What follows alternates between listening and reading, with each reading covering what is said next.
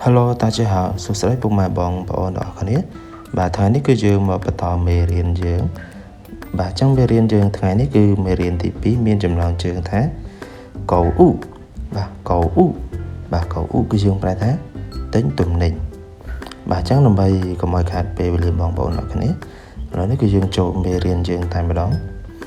ចឹងគឺប្រយោគទី1របស់យើងគឺយើងអានថា你需要什么东西បាទ你需要什么东西យើងប្រែថាតើអ្នកត្រូវការអីវ៉ាន់អ្វីដែរបាទអញ្ចឹងយើងស្វែងយល់ប្រយោគនេះទាំងអស់គ្នាបាទអញ្ចឹងពាក្យថានីបាទនីគឺយើងប្រែថាអ្នក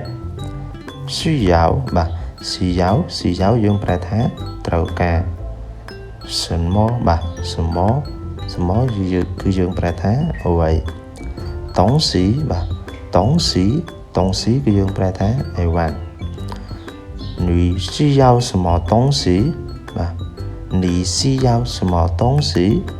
តើអ្នកត្រូវការអីវ៉ាន់អ្វីដែរបាទអញ្ចឹងយើងមើល clear B របស់យើងគឺ clear ចម្លើយវាឆ្លើយថា我想看看衣服我想看看衣服បាទយើងប្រែថាខ្ញុំចង់មើលខោអាវបាទ我想បាទ我想វាថាខ្ញុំចង់បាទ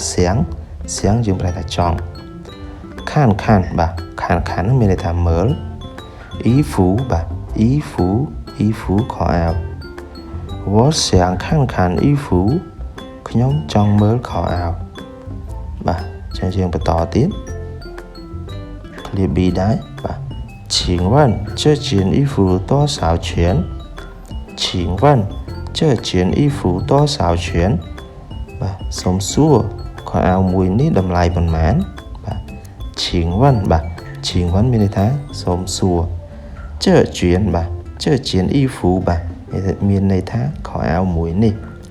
多少钱បាទ多少钱មានន័យថាតម្លៃប៉ុន្មាន请问这件衣服多少钱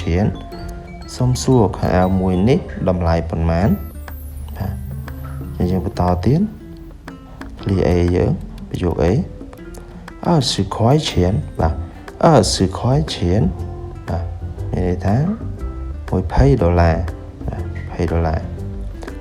អញ្ចឹងគឺសម្រាប់មេរៀនទី2យើងថ្ងៃនេះគឺយើងមានតែប៉ុណ្ណឹង